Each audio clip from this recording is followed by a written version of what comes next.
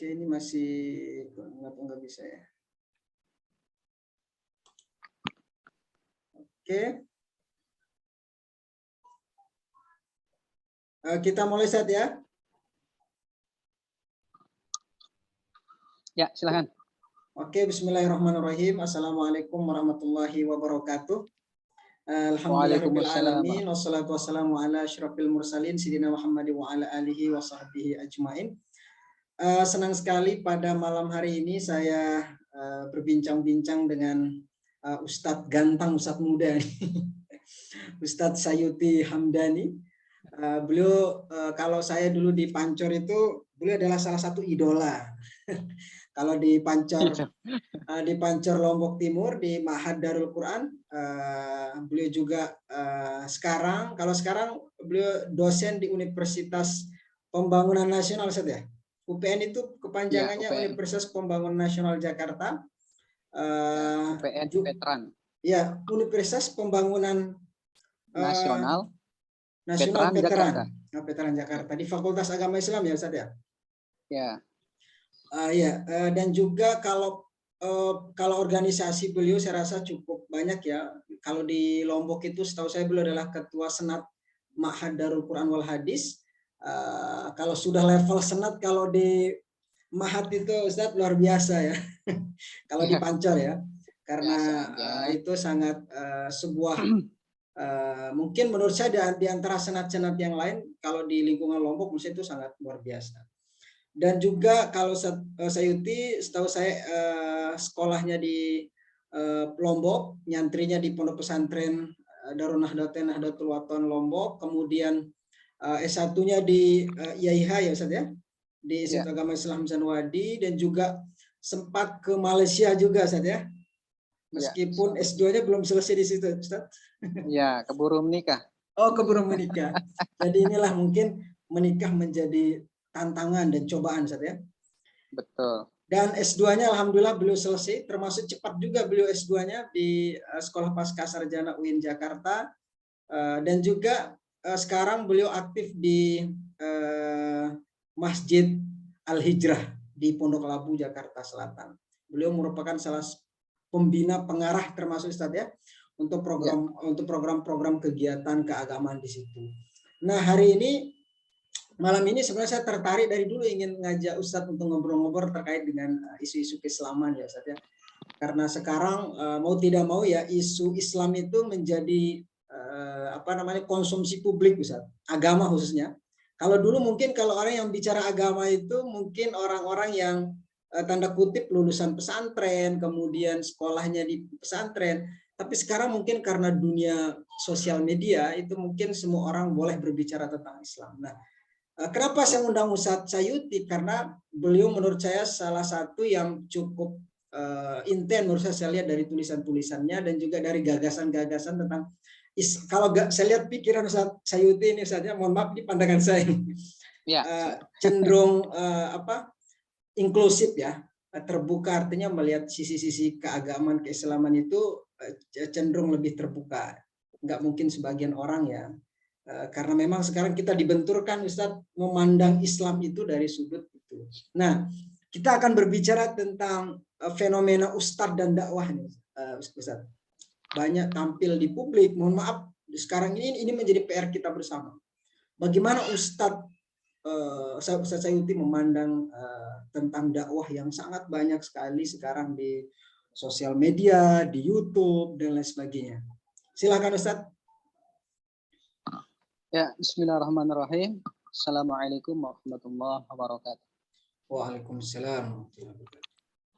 Alhamdulillah, wassalatu wassalamu ala rasulillah wa ala alihi wa sahbihi wa mangwalah. Terima kasih atas kesempatan yang telah diberikan kepada saya oleh Ustadz Muhammad Hizbullah, ya, Ustadz yang sangat muda tapi sudah berprestasi, membanggakan. Ya, saya juga masih belajar, kita sama-sama belajar, tapi ini adalah kita saling mengisi dan berdiskusi. Mudah-mudahan diskusi kita pada malam ini bisa mendatangkan manfaat. Ya, saya rasa tema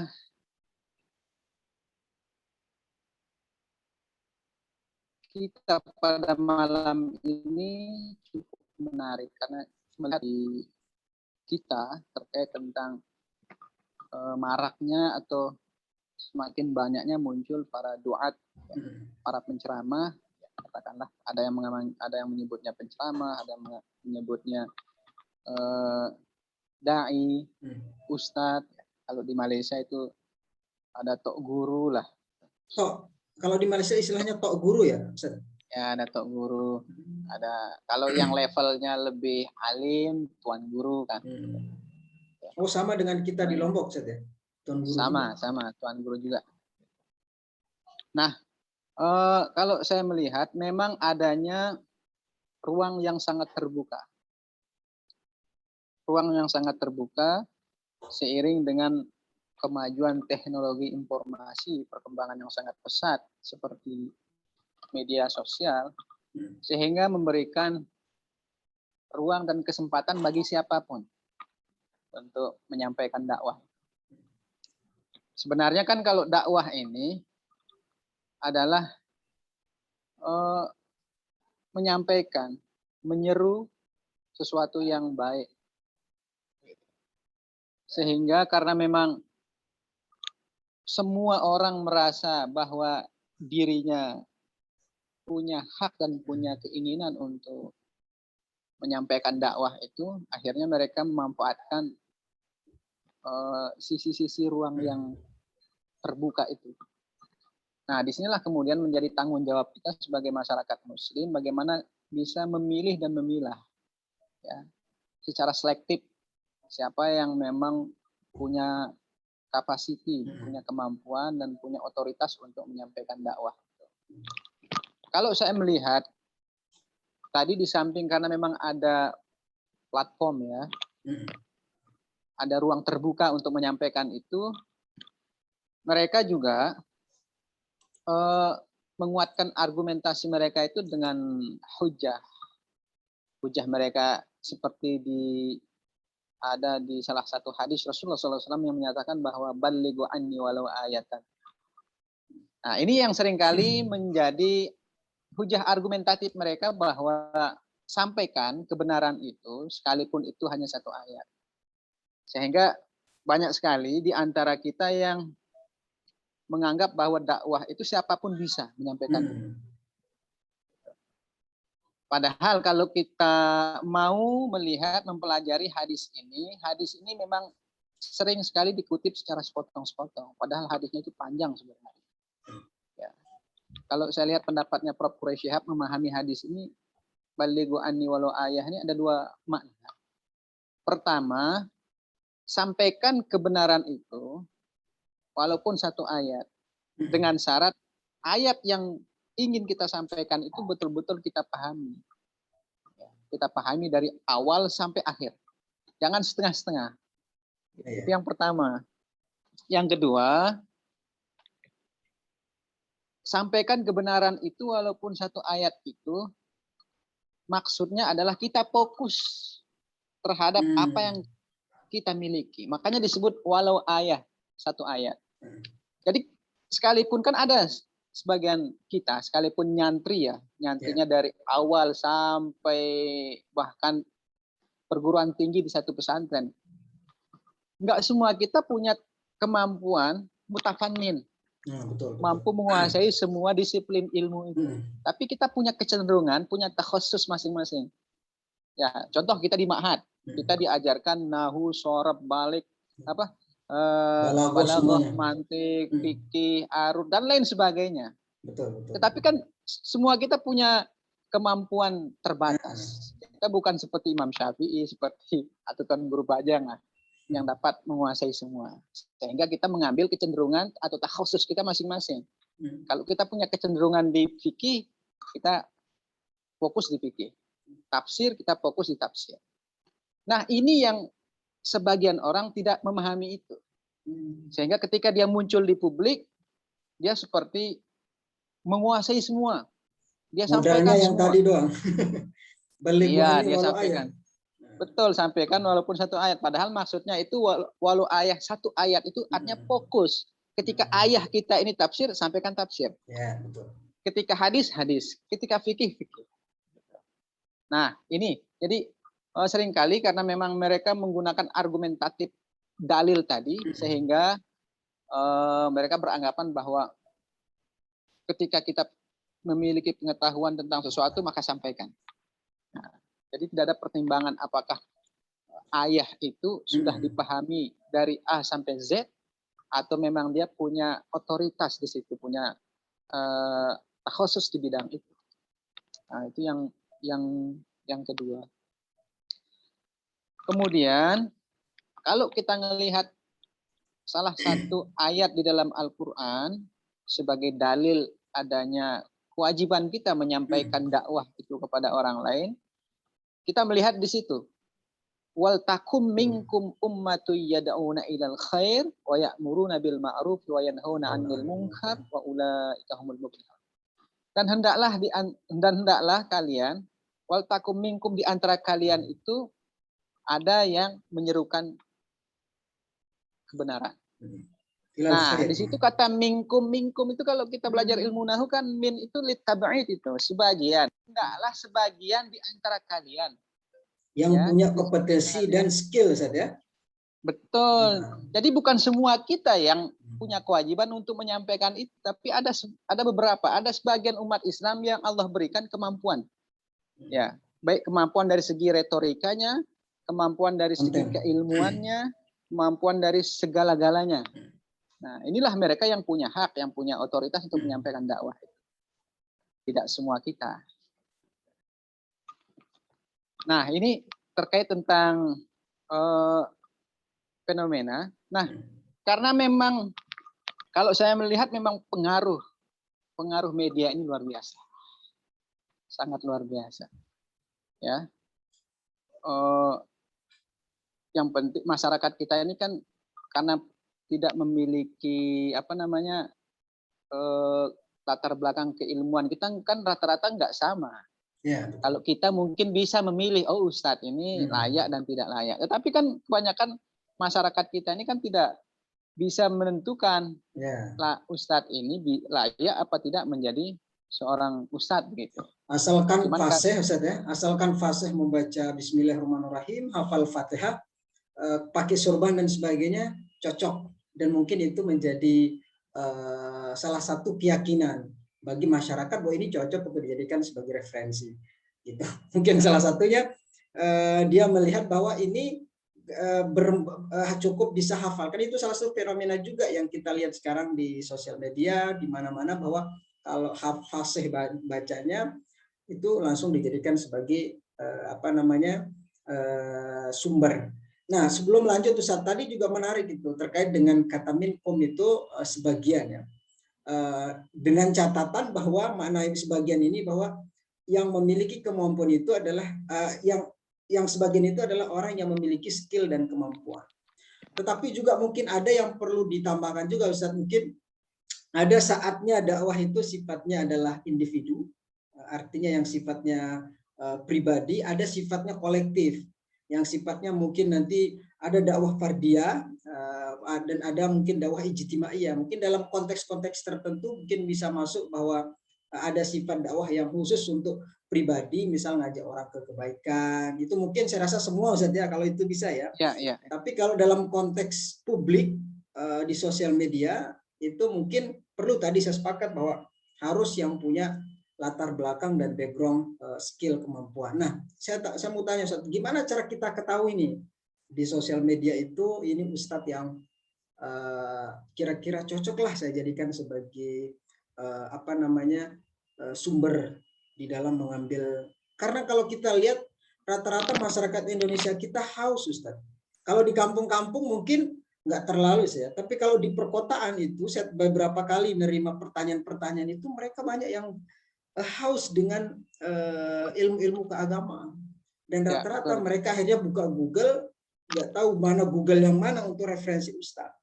Mungkin Ustadz bisa memberikan pandangan buat masyarakat. Ya, memang seorang sosok Ustadz itu adalah salah seorang sosok yang menjadi public figure ya. Masyarakat itu tidak hanya melihat apa yang dia sampaikan, tapi juga melihat dari segi figurnya sendiri. Oleh karena itu, ucapan, gerak-geri, dan kehidupan itu akan menjadi referensi masyarakat kita. Nah, ini begitu besarnya pengaruh seorang dai itu. Makanya ada satu pendapat, gitu. Cuman saya lupa, seorang dokter yang menyampaikan, di kita ini ada satu fenomena penyumbang. Jadi dia membuat klaster, istilahnya klaster dai. Ada klaster dai. Ada klaster dai itu yang memang lahir dari produknya, dari formalnya, lahir dari pesantren. Mereka dididik dari A sampai Z, ya. Memang mereka disiapkan untuk menjadi seorang ustadz, menjadi seorang dai. Ya. Kemudian yang kedua, ada klaster yang kedua ini disebut dengan klaster pasar gelap. Ya. Jadi klaster pasar gelap ini ada dibagi menjadi dua kelompok. Ya, pertama ada kelompok mu'alaf. Kelompok mu'alaf. Nah, ini masuk ke pasar gelap, Ustaz? Ya, masuk di pasar gelap itu. Ya, pasar gelap. Ini menurut dokter nih, Dokter Darmawan kalau nggak salah. Jadi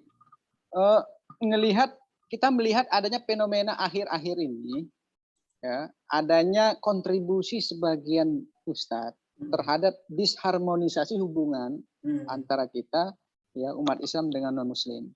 Ya, itu pertama. Kemudian adanya kontribusi penyampaian dari sebagian ustadz terhadap hubungan kita sesama Muslim. Nah, penyumbang terbesar ini dari dua klaster ini. Ya, klaster ini, klaster pasar gelap ini. Kenapa disebut dengan pasar gelap? Ya karena memang mereka dihasilkan tidak seperti ustadz-ustadz pada umumnya yang memang mereka dicetak, dikader untuk menjadi ustadz. Nah, yang pertama yang menarik itu kelompok mu'alaf ini. Ya, kelompok mu'alaf. Jadi ada sebagian mu'alaf, orang-orang yang asalnya ini non-muslim, kemudian dia memilih menjadi seorang muslim. Masuk Islam. Nah, karena mereka memiliki kemampuan retorika yang bagus, ya, akhirnya sebagian masyarakat muslim, ya, mengundang mereka untuk menyampaikan ceramah. Jam terbangnya tinggi malah rata-rata. Jam terbangnya tinggi malah. Nah, iya. Dan itu seringkali sebagian mu'alaf ini mengorek-orek, menyampaikan kejelekan-kejelekan dari agama sebelumnya. Nah, ini yang terjadi kan? Betul. Ini yang terjadi. Nah, dan dampaknya luar biasa. Ya, akhir-akhir ini bahkan ada sebagian salah seorang mu'alaf bahkan berurusan dengan kepolisian. Nah, ini dan ada juga yang lain. Kalau saya lihat. Karena memang dia punya kemampuan retorika dan dia punya keberanian untuk menyampaikan tentang agama sebelumnya, kan umat Islam, kita ini sebagian kita ini kan bangga, kadang-kadang bangga, wow, ustadznya hebat, berani dia mengorek-orek agama ini. Akhirnya karena dia punya keberanian, jam terbangnya tinggi. Jam terbangnya tinggi. Terutama ada di beberapa daerah yang memang punya hobi dan punya kesenangan untuk mendengarkan itu tentang tentang borok agama yang memang dianut sebelumnya. Tetapi dampaknya kan luar biasa. Berarti tipe dakwahnya ini adalah lebih kepada itu, Ustaz, ya, ideologi, bukan dakwah yang. Nah, kalau sebelum Ustaz lanjut, yang tadi saya juga tertarik, Ustaz. Saya juga nggak sepakat itu. Kenapa orang mu'alaf masuk Islam, kemudian dia mau mengejek-ejek agama sebelumnya? Kita sebagai umat Islam juga jangan sampai salah. Itu bukan ajaran agama kita gitu. Ya udah, kalau masuk Islam ya udah baik-baik, nggak usah jelek-jelekin lagi agama sebelum. Ini menurut saya malah merusak citra Islam yang seolah-olah kita dan tipe pendengar kita juga, tipe mad'u kita juga, Ustaz, betul tadi, senang dengan mendengar kejelekan di luar agama itu. Ini kebalik kita di Indonesia ini, mu'alaf itu dielu-elukan masuk kemudian menghina, memaki agama-agama di luar agama dia, yang agama sebelumnya. Ini mungkin perlu kita pertegas di sini, Ustaz. Itu bukan ajaran agama kita Islam. Ya udah, kalau masuk ya udah, lupakan yang lalu, nggak usah lagi singgung bahwa itu ajaran ini, kemudian bahkan ada saya dengar dia menjelek-jelekan Injil dan kitab-kitab orang. Nah, ini menurut saya bukan hanya merusak citra citra dai itu, mualaf itu, tapi juga nama Islam itu sendiri, Ustaz. Ini Ya, sangat sangat meresahkan. Dan menariknya Ustaz, kalau setelah mereka ditangkap kepolisian, ini saya mau bertanya Ustaz, dianggap kemudian menjadi apa istilahnya Ustaz yang kemarin sempat kriminalisasi ulama. kriminalisasi ulama. Ini perlu dipertegas juga. Kalau ini Ustaz kebetulan pernah tinggal di Malaysia juga, mungkin perlu dibandingkan Ustaz. Betul Ustaz kan pernah kebetulan pamannya Ustaz juga kan seorang tuan guru di sana. Mungkin bagaimana melihat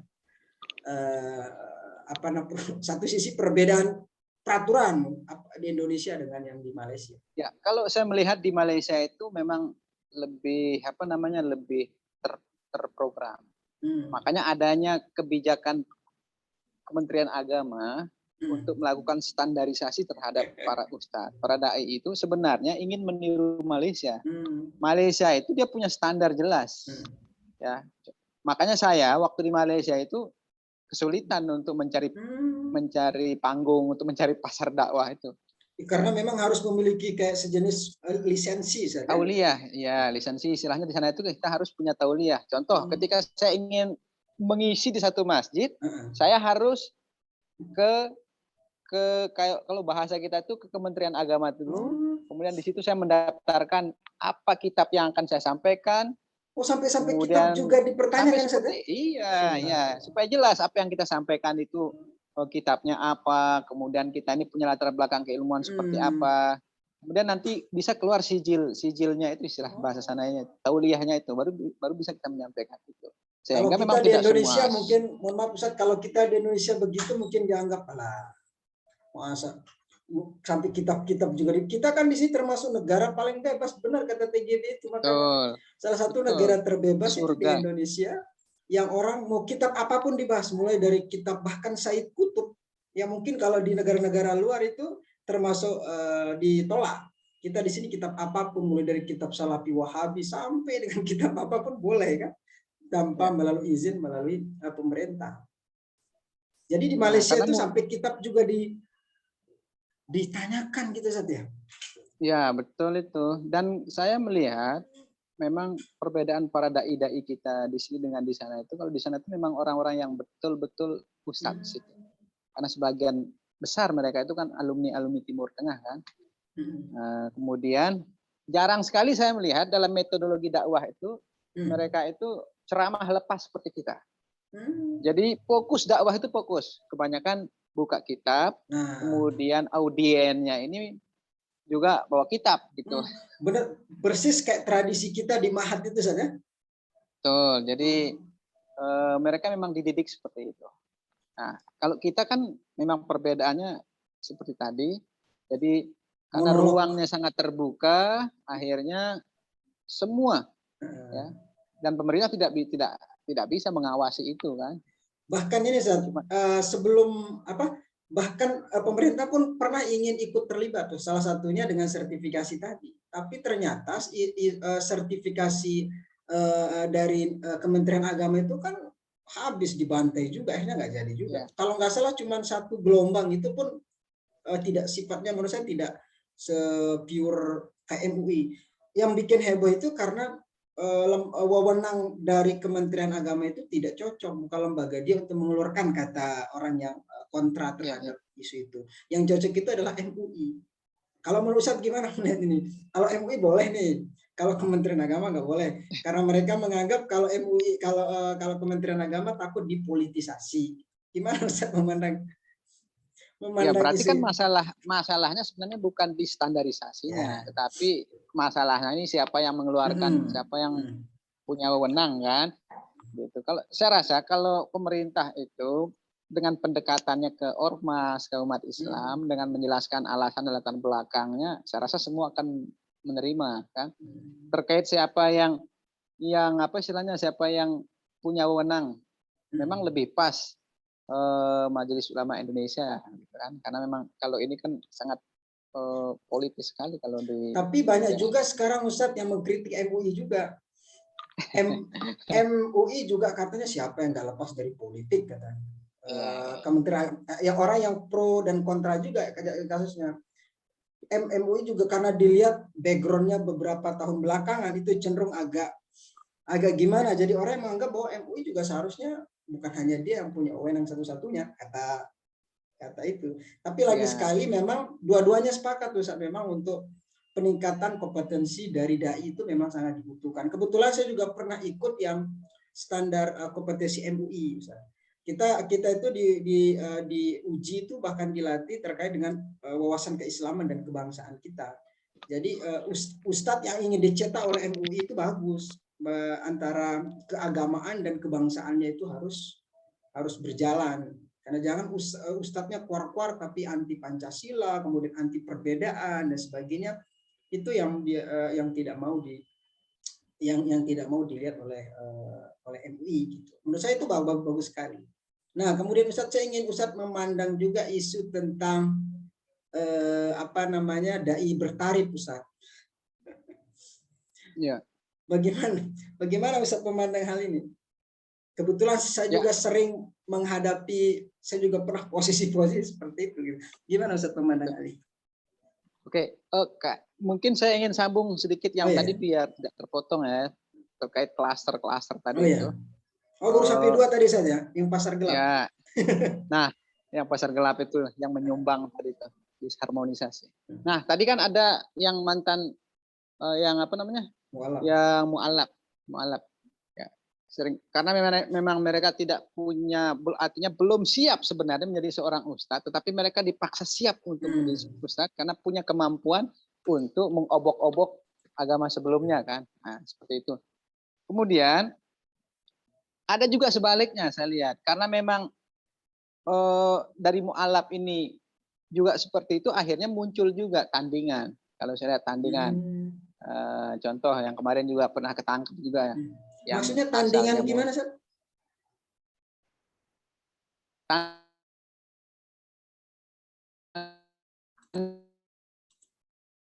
Lah contohnya kan, yang asalnya Muslim, kemudian dia masuk Kristen, akhirnya terus dia karena dia memang juga latar belakangnya seorang YouTuber, dia paham kalau isu-isu seperti ini menarik dan sangat disukai kan gitu. Akhirnya dia menggunakan isu-isu dengan menyebut kekurangan dan lain sebagainya dari agama yang sebelumnya dia anut kan.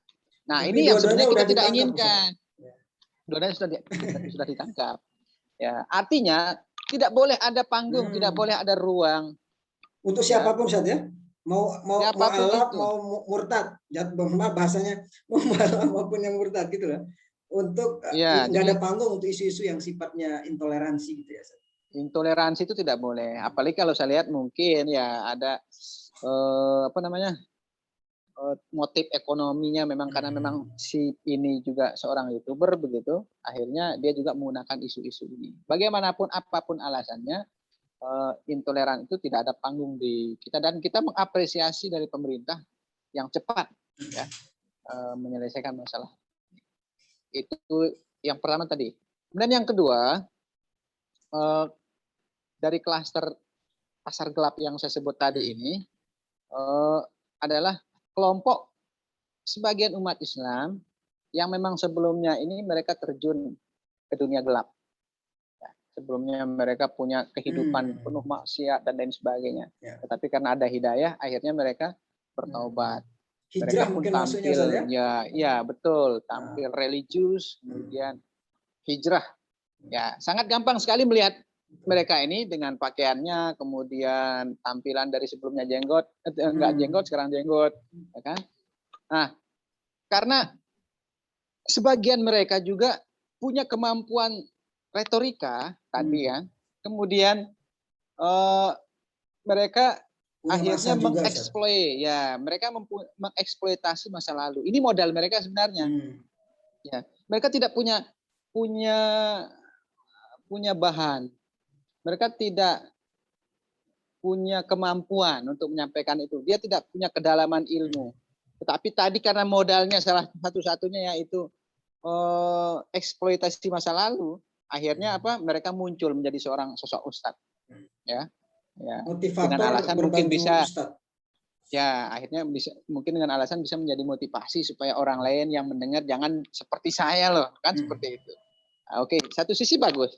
Tapi sisi yang lain, saya lihat seringkali ustadz-ustadz ini yang muncul karena masa lalu itu sering sekali kontroversi. Kontroversi. Kenapa? Karena memang mereka sendiri tidak siap. Pertama, mereka tidak siap secara keilmuan, tetapi mereka dipaksa siap untuk menjadi seorang ustadz. Kemudian yang kedua, karena memang terlihat menarik kemasan ustadz yang hijrah itu memang menarik, gitu. Tetapi seringkali karena mereka tidak siap secara keilmuan, itu pertama. Kemudian yang kedua, mereka cukup berani. Saya lihat cukup berani.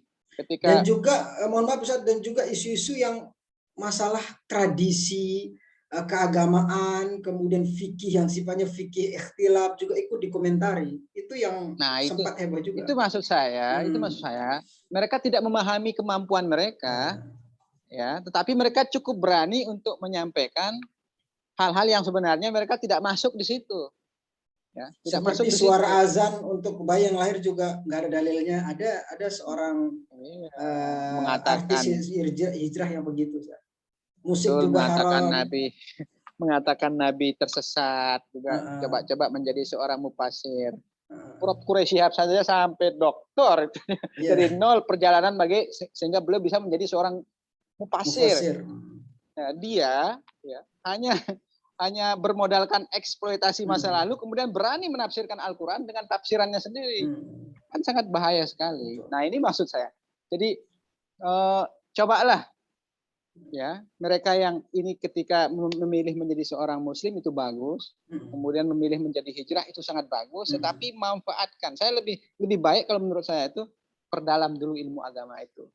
Atau kalau dia tetap mau menyampaikan mungkin isu-isu yang sifatnya motivasi, tapi bukan ke ranah-ranah ikhtilaf, akidah, fikih, itu saya rasa sensitif. Itu yang banyak sekali. Betul tadi saya sepakat Ustaz. Mereka ini juga digiring Ustaz. Satu sisi sebenarnya banyak teman-teman saya yang hijrah itu juga dia itu digiring sebenarnya. Seperti tadi kata Ustaz persis. Jadi mereka diarahkan untuk tampil di publik. Jadi mau tidak mau isu apapun disuruh komentari. Akhirnya ya kayak tadi jatuhnya. Ya, karena menariknya karena jualannya pasti laris. Satu sisi mereka punya modal artis kan, punya modal tokoh, sehingga apapun yang keluar dari mereka ini menarik begitu, kemasannya menarik. Tetapi ya dampaknya. Nah, ini sekali lagi disinilah memang kejamnya media itu. Mereka sengaja digiring di situ sehingga muncul kontroversi, akhirnya menjadi konsumsi publik kan. Akhirnya rame. Atau mungkin juga mereka juga harus pintar-pintar cari guru Ustaz. Rata-rata mereka ini yang hijrah ini salah cari guru menurut saya. Jadi mereka akhirnya seharusnya mereka masuk ke hijrah itu akhirnya mereka mungkin memahami bahwa hijrah itu artinya hijrah total. Nggak boleh kenal. Bahkan ada kasus Ustaz, dia tidak kenal lagi sama orang tuanya. Ketika hijrah dia tidak mau bergaul dengan teman-temannya. Temannya itu kemudian nanya ke saya, apa memang seperti itu Ustaz ajaran agama? Dia katanya mau berbuat baik, tapi balas WA kita nggak pernah, kumpul-kumpul lagi nggak pernah. Emang seperti itu. Ini banyak loh Ustaz kasus-kasus seperti ini yang gelisah juga di luar sana. Ya sebenarnya ini yang tidak dipahami oleh sebagian kita. Jadi ketika mereka memilih hijrah, itu menurut mereka itu jadi semua itu harus ditinggalkan.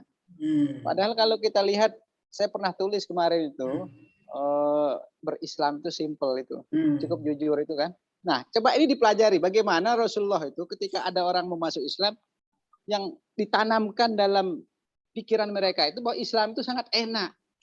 Udah jangan ribet-ribet, cukup jujur begitu. Nah, kalau kayak gini tapi orang hijrah ini begitu, jadi nggak perlu kemudian secara instan merubah semua, bahkan penampilan, bahkan mengkat hubungan dengan sahabat dan lain sebagainya, kemudian bahkan lebih berani menyerang tradisi keluarga dan lain sebagainya. Ini yang bahaya. Jadi Tidak seperti itu. Sekali lagi saya sepakat, disinilah pentingnya ketika kita memilih hijrah, ketika ada saudara kita memilih untuk menjadi seorang mu'alaf. Jadi pertama itu yang paling pertama itu adalah mencari sosok guru itu. Ya, betul. Saya sepakat. Kan Guru Banyak yang sering menyampaikan itu, guru itu adalah agama. Ya, betul. Kan? Guru itu adalah agama. Baik benarnya agamanya itu tergantung dia. Seolah-olah Ustadz itu agak yang menjadi miniatur dari kalau menurut dia tidak, ya udah berarti nggak boleh menurut agama gitu. Ya, betul. Dan kenapa kalau saya lihat kenapa? Ya, ini menarik. Kenapa mereka lebih tertarik dan lebih menerima, mohon maaf ya, guru-guru, ustadz-ustadz yang dari kelompok sebelah kalau saya lihat. Ya, kelompok sebelah. Jadi karena ini kelompok ini, sebagian saudara-saudara kita yang hijrah ini kan masih lugu, istilahnya lugu dalam dalam Islam. Mereka ini hitam putih masih, hitam putih. Orang hitam putih itu, orang lugu itu, pinginnya adalah bagaimana Islam yang sebenarnya. Apalagi nanti jualannya ke mereka ini, ya Islam yang benar itulah Islam yang Al-Quran dan Sunnah. Udah. Gitu. Kembali kepada Quran dan Sunnah, ar-ruju' ilal kembali Quran kepada Al-Quran dan Sunnah. Jadi mereka kan menganggapnya ya betul. Akhirnya mereka terus didekati melalui logika tadi kan. Akhirnya mereka lebih, ya ini lebih simpel. Jadi tidak banyak ininya, tidak banyak apa istilahnya. Kalau di kita ini kan memang karena memang berislam kita ini proses mencari beragama kita ini kan agak ketat kita. Jadi prosedural, ada hierarkinya. Kita harus belajar A, B, C, D kan begitu. Tidak seperti mereka memahami Islam itu bypass itu.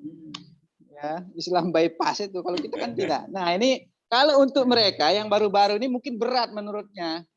Ya, sangat filosofis lah kalau cara beragamanya kita ini warga Nahdien lah. Ya, belum lagi banyak pendapat ulama A, B, C. Ini yang bikin mereka mungkin ribet begitu. Jadi intinya menurut Ustaz, guru juga itu menjadi hal yang sangat penting bagi orang yang baru masuk Islam. Nah, kemudian selanjutnya Ustaz, saya mau melihat juga lagi kasus-kasus lagi tren akhir-akhir ini terkait dengan suara azan kita di Indonesia itu dilirik oleh media asing. Mungkin Ustaz pernah lihat berita itu. Ya, suara azan kita dilirik oleh media asing, termasuk bising loh. Dan ketika saya baca berita itu, ada seorang perempuan yang dia rumahnya dekat masjid. Dia punya penyakit namanya cemas, Ustaz. Dia penyakit cemas, jadi kalau dia dengar itu dia nggak bisa tidur. Karena kata dia masjid yang di dekatnya itu azannya misal 40 menit itu sebelum azan itu dia sudah mendengarkan suara ngaji dan nah ini akhirnya kita dipandang itu. Jadi kalau menurut Ustaz baiknya gimana ini sebenarnya? Akhirnya ukuran ketakwaan kita itu dilihat dari kebisingannya. Gimana Ustaz itu?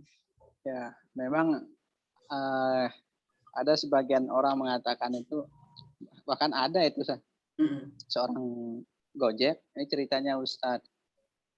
Siapa ya, saya lupa. Jadi saya lihat di ini, ada salah seorang Ustadz di YouTube ya.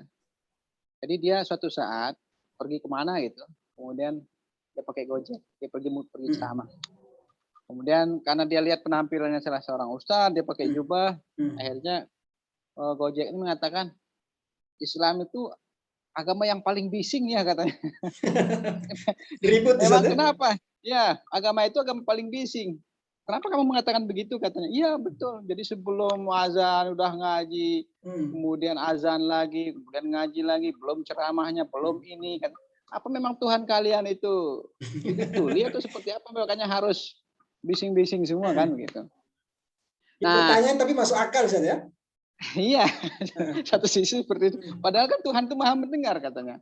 Memang agak gimana ya, agak susah juga karena memang sudah jadi tradisi. Jadi suatu saat kalau kita menyampaikannya di masyarakat juga, masyarakatnya juga menangkap. Tadi saya ikuti itu ada forum, saya masukkan forum masjid di Pondok Labu itu kan, termasuk ini dimasukkan tadi itu di share kan ada pendapatnya itu semua. Tapi kalau di Pondok Labu gimana Ustaz?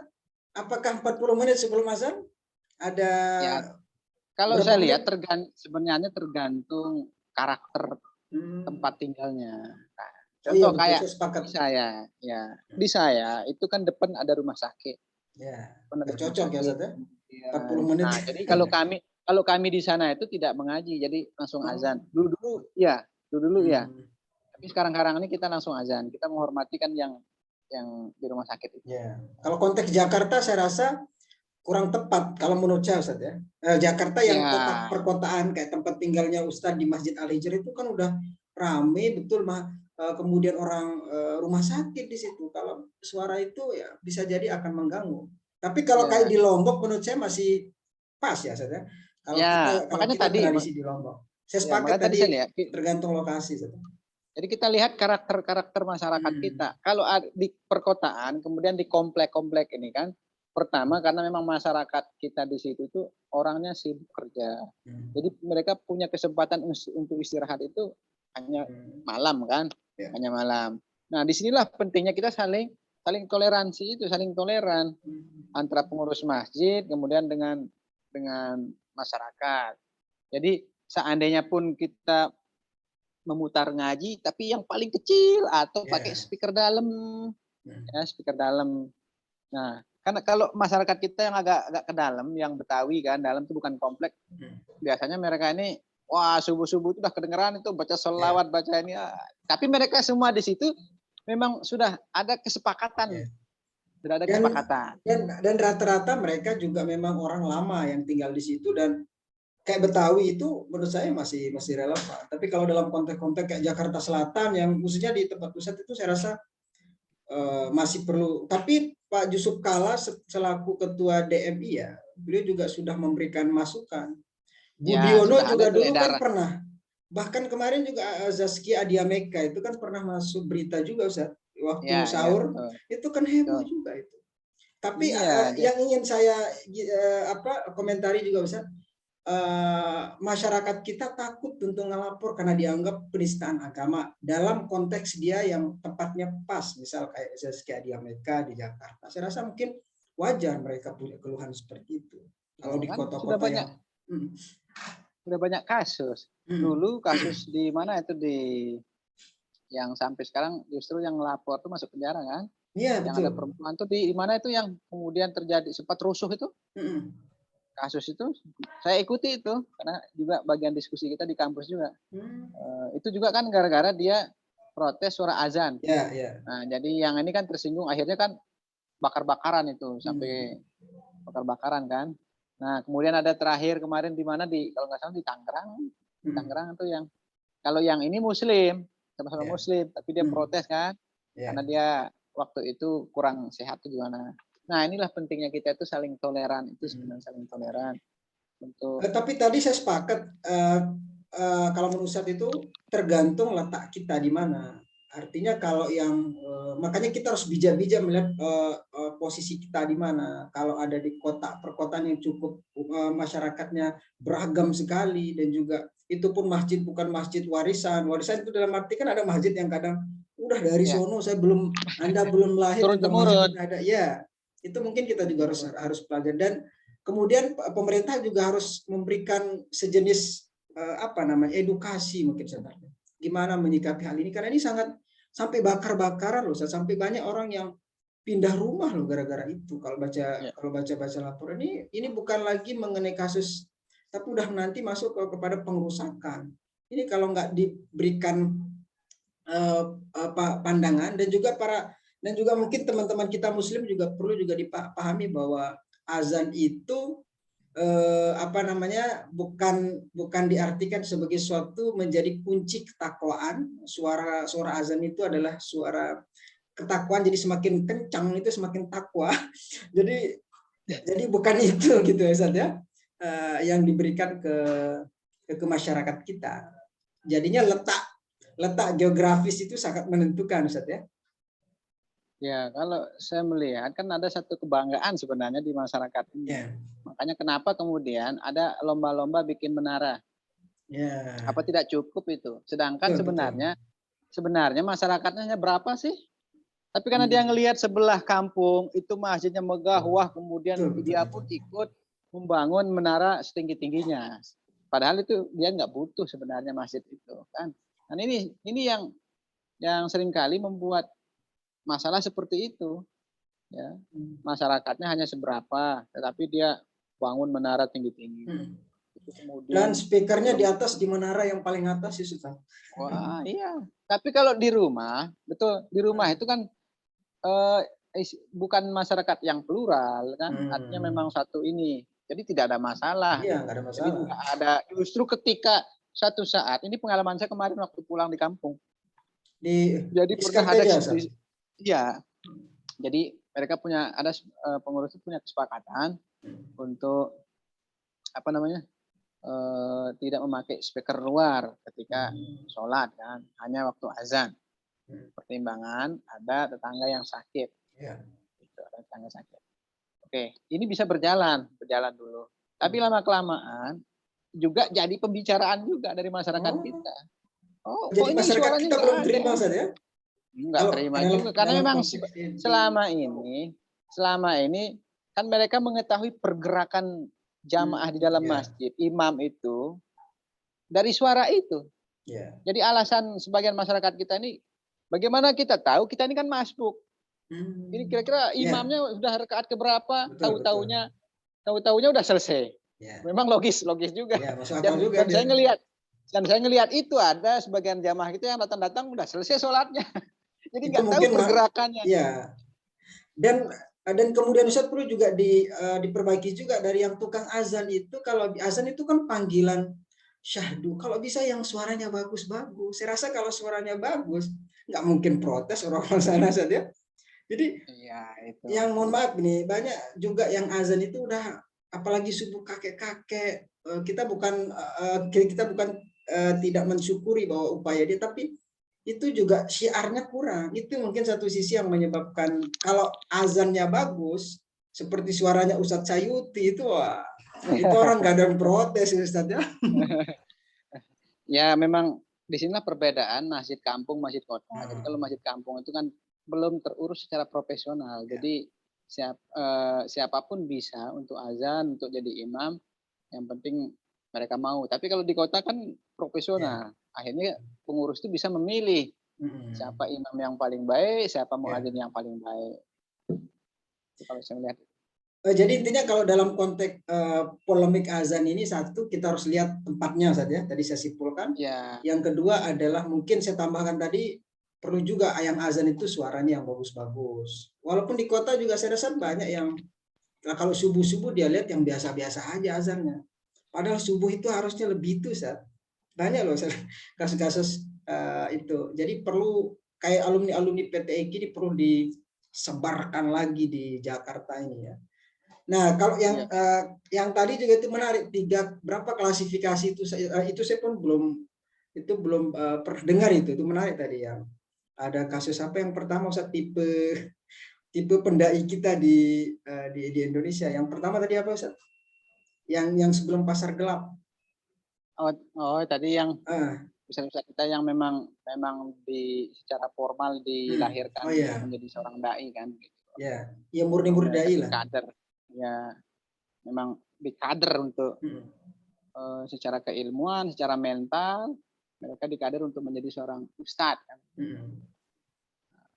Nah, terakhir, Ustaz, kayaknya yang tadi, pertanyaan yang tadi belum, ya? Oh ya, yang mana? Tarif itu, yang tarif. Oh iya, betul, maaf. Sebelum kita itu, silakan, ini menarik soalnya banyak yang nanya juga, Ustaz. Karena dulu saya juga pernah masuk dalam lingkungan itu. Mungkin Ustaz berikan pandangan terkait hal ini. Oke, terkait tentang adanya labelisasi lah terhadap sebagian ustadz, ada komersialisasi kalau saya mengatakan begitu, ada bisnis juga di situ. Nah, perlu kita lihat dari pandangan-pandangan, kan. Karena kalau saya lihat terkait masalah ini, kita perlu merujuk pada pandangan sebagian ulama kita. Dan sangat pas kalau masalah ini terkait tentang pandangan ulama tentang boleh apa tidaknya kita mengambil upah dari betul. menyampaikan agama. Nah, ini Yas. Ini apa sebenarnya asal muasal hukumnya dulu kalau saya lihat begitu. Nah, kalau kita lihat dalam fikih klasik itu kan di sini ada dua pendapat besar terkait boleh apa tidaknya seseorang itu mengambil upah, ya kalau istilah sekarang ini mengambil tarif lah begitu ya, mengambil upah dari apa yang mereka kerjakan, apa yang mereka jadikan profesi, apa yang mereka sampaikan. Nah, kelompok pertama ini adalah kelompok yang mengatakan haram, ya tidak boleh mengambil amplop, mengambil upah, apalagi kemudian membuat transfer juga nggak boleh, Ustaz ya? Nggak transfer. Oh, amplop nggak boleh, transfer boleh kan nggak kelihatan katanya. Atau apalagi kemudian membuat tarif sekian. Kalau nggak sekian nggak jadi kan gitu. Nah, ini pendapatnya Imam Ahmad bin Hambal kan menyatakan tidak boleh sama sekali. Tapi juga kelompok kedua, ya kelompok kedua ini kelompok Imam mazhab Imam Malik, kemudian generasi kedua dari mazhab Hanafi, Imam Syafi'i itu tidak masalah mengambil upah dari mengajarkan agama. Mengajarkan agama ini bisa mengajar ngaji, kemudian ceramah dan semua yang terkait tentang ini. Ya, mereka punya dalil, punya hujah ketika ada salah seorang sahabat diberikan upah karena melakukan ruqyah terhadap seorang kan. Akhirnya dia sampaikan ke Nabi. Nabi mengatakan sebaik-baik upah yang kamu terima adalah yang dari Al-Quran yang kamu bacakan. Nah, ini sebagai dalil bahwa memang mengambil upah itu boleh. Nah, untuk mengkompromikan dua pendapat besar ini, menurut saya, jadi pertama itu boleh selama memang kita butuh. Itu artinya kita punya kebutuhan di situ. Memang dakwah itu adalah profesi kita. Ya, itu yang pertama. Kemudian yang kedua, sebentar Ustaz, ini profesi berarti dia hanya satu-satunya pekerjaan dia itu gitu ya Ustaz ya? Yang Ustaz pahami. Ya, artinya dia udah saking sibuknya untuk berdakwah itu dia tidak punya dirinya di waktu, ya tidak punya waktu jadi pengusaha, tidak punya waktu kerja di pasar begitu kan. Itu nah, boleh dalam kasus itu. Ya, ini boleh. Kemudian yang kedua, silahkan seandainya menerima upah itu pemberian memang murni pemberian dari masyarakat. Artinya tidak ada deal-dealan sebelumnya. Deal-dealan. Saya contoh kita punya inilah contohnya 5 juta. Terus kalau nggak 5 juta nggak jadi. Kan gitu.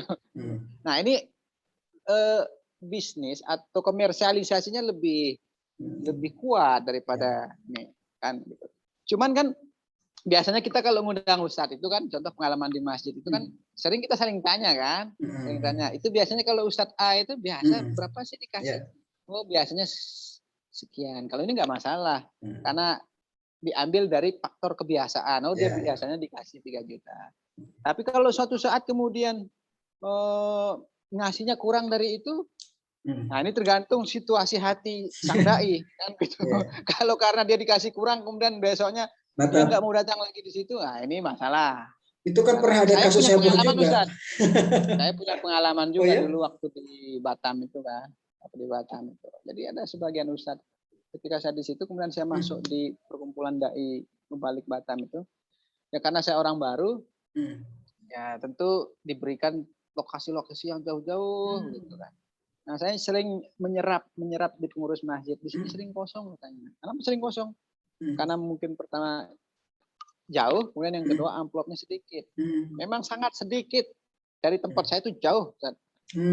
Ya, bahkan ada seorang ustadz itu menyampaikan ke saya, Ustadz, tolong isi di sana katanya. Dia milih yang lebih besar. Padahal jadwalnya sebenarnya di sana. Di sana itu salah dalam kasus yang kayak gitu, salah saja. Kalau menurut saya kurang tepat. Salah. Kalau saya malah sepakat itu salah. Banyak kan undangan ini tapi ternyata deal ternyata yang lebih banyak kita batalin ya. Itu kan salah. Ya, memang godaan Ya, terus terang, ya memang godaannya di situ. Betul nggak Ustaz? Betul. Saya terus terang hampir setiap hari itu sebagian besar jadwal saya itu di jauh-jauh itu ada namanya Tanjung Uncang. Tanjung Uncang itu tempat-tempat galangan kapal itu. Jadi saya berangkat itu bulan puasa itu bahkan sering berbuka di tengah jalan. Ya, sebelum maghrib saya berangkat gitu. Tapi ya karena memang kita sudah sepakat kan, dan alhamdulillah inilah kita di kader di Ma'had itu ya.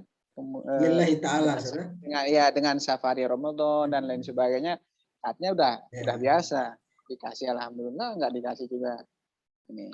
Tapi gini Ustaz, memang DKM juga atau mungkin masyarakat yang undang juga dia juga harus tahu kadang satu sisi ya, pengalaman saya Ustaz, dan pengalaman teman-teman dai. Banyak juga yang dia tidak tahu kondisi ustadznya. Artinya ustadznya itu datang pakai apa, kemudian di rumahnya di mana, kemudian dia punya istri dan anak. Itu kadang banyak juga yang nggak ngerti. Menurut saya ini juga perlu dipikirkan ya. Kalau tidak punya dana, ya mungkin dia bisa membangun komunikasi atau apa sejenisnya sebelumnya. Supaya jangankan, kasihan juga itu. Ada pengalaman teman saya itu, Ustaz. Ceramah dia pakai motor, udah hujan-hujanan, Ustaz. Dai hujan-hujanan kan, sampai sana terus malah dia nggak dapat honor. Dia punya anak, punya istri, misalnya perlu juga dipikirkan. Yang tadi menarik kata Ustadz itu, kalau diberikan tanpa itu mungkin sah-sah saja. Tapi juga Ustadz juga punya keluhan yang kayak tadi loh Ustadz. Ustadz dan untunglah kalau kita, alhamdulillah saya dan kita mungkin Ustaz, karena mungkin pernah di tempat kita dulu di Pancor itu kan pernah ada namanya safari. Kalau saya di Mualimin pernah dulu. Itu benar-benar. Bahkan saya kalau di Jakarta itu saya pernah itu sampai saya ceramah, ada yang kadang nguji-nguji dalam artian saya dikasih lokasi, tahu-taunya nggak ada di situ. Pernah pernah juga saya diundang di tempatnya jauh, tahu-taunya saya nggak dapat. Ya tapi ya udahlah, ini resiko, dan banyak pengalaman yang saya terima. Dan saya yakin Ustaz juga tadi punya pengalaman kan, seperti itu. Saya yakin banyak teman-teman kita di luar sana. Satu sisi Ustadz memang diberikan batasan untuk jangan menetapkan tarif. Tapi di satu sisi dia juga punya suatu dalam tanda kutip kebutuhan. Apalagi Ustadz yang tidak punya pekerjaan lain saja, dia bukan dosen, dia bukan punya bisnis, dia bukan apa, dan pekerjaan dari situ. Ini perlu kita pikirkan juga, terutama mungkin DKM yang undang atau siapa, mikirkan Ustadznya dari mana. Itu perlu, itu manajemen masjid itu sangat penting itu menurut saya Ustadz. Kemudian silakan apalagi tadi Ustadz, yang satu tadi katanya ya boleh ya, asalkan tidak menentukan tarif. Ada lagi pandangan yang lain, Ustaz? Ya, ada juga yang memberikan pandangan boleh menerapkan mematok tarif tadi. Kalau memang di situ adalah sudah menjadi adah, menjadi kesepakatan begitu. Ya, contoh ada manajemen gitu. Cuman tentu kembali lagi ada kewajaran tadi, ada kewajaran. Ya, jangan wajar kemudian disamakan dengan tarif menjadi seorang motivator kan. Kalau motivator sampai ratusan juta kan, kemudian disamakan dengan tarif Ustadz kan begitu. Karena begini, kalau saya melihat gini, kerinduan masyarakat kita ini terhadap siraman rohani itu yang sebenarnya harus kita hargai. Ya, itu kita hargai. Dengan mereka mengundang kita itu sebenarnya itu sudah penghargaan terhadap ilmu yang kita punya. Bayangkan saja jika suatu saat masyarakat kita ini sudah tidak mau lagi mendengarkan ilmu agama kan, susah kita, kan? Gitu, susah kita. Mau ngajar, kita punya ilmu tapi nggak ada tempat untuk mengajar kan? Nah ini yang kita harus apresiasi di masyarakat Muslim, animo masyarakat kita saat ini sangat tinggi sekali untuk mempelajari Islam. Cuman ya karena tadi pentingnya masyarakat Muslim itu punya literasi keulamaan. Itu kalau saya lihat. Saya sepakat itu. Ya, jadi masyarakat kita ini harus punya literasi keulamaan dan kayaknya langkah ke situ itu sudah sudah dibikin sama Prof. Koy Shihab kan melalui Cari Ustadz itu kalau saya lihat. Nah, apa latar belakang adanya program Cari Ustadz? Ya tadi karena memang ya, salah satunya pertama tadi. minimnya literasi masyarakat Muslim terhadap Ustadz dan keulamaan. Baik, ini luar biasa sekali nih Ustadz nih, dialog saya dengan Ustadz Seyuti sangat, dan saya juga banyak dapat ilmu tadi terkait dengan apa yang tadi yang pola tipe Ustadz kita dan betul sekali yang gelap, pasar gelap, kemudian yang hijrah, yang kemudian berubah menjadi Ustadz, kemudian tadi terkait dengan pandangan suara azan itu sangat moderat sekali menurut saya, lihat posisinya. Kemudian tadi juga dai bertarif itu ya hukumnya ya boleh-boleh saja, dalilnya juga ada, asalkan tidak deal-dealan yang kemudian tidak memberatkan satu pihak ya gitu Ustaz ya. Ini menurut saya sangat menarik ini Ustaz untuk diketahui oleh teman-teman, oleh para yang ingin aktif di bidang dakwah. Kemudian selanjutnya juga mungkin untuk masyarakat kita juga harus selektif dalam arti melihat atau mencari guru ya. Bahkan sekarang cenderung yang laku itu Ustaz sekarang adalah ustadz-ustadz yang kembali memegang tradisi-tradisi di pesantren Ustaz. Dalam artian mengajar itu dia lebih cenderung lebih suka sekarang model audien kita adalah yang pegang kitab sekarang Ustaz. Dan itu benar. Kalau yang dulu-dulu mungkin ceramah dari panggung ke panggung dan itu sekarang udah mulai berkurang dan orang lihat itu ngomong doang tapi diulang-ulang dan garing gitu. Makanya yang tenar kan sekarang seperti Gus Baha, kemudian Ustadz Adi Hidayat itu adalah representasi dari ustadz-ustadz yang dalam tanda kutip punya keilmuan yang bagus, dan condong masyarakat kita sekarang udah berubah ke situ. Dan yang diuntungkan sekarang adalah yang lulusan-lulusan pesantren, yang bisa baca kitab kuning. Akhirnya yang ustadz-ustadz yang tidak bisa baca kitab itu kehabisan bekal itu dan juga kehabisan materi. Terakhir Ustadz mungkin ada yang ingin disampaikan Ustadz?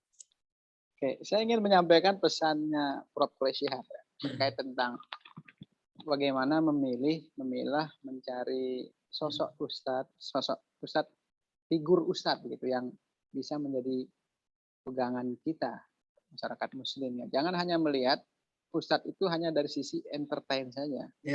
Oh, ustadz ini bisa bikin orang ketawa kan gitu.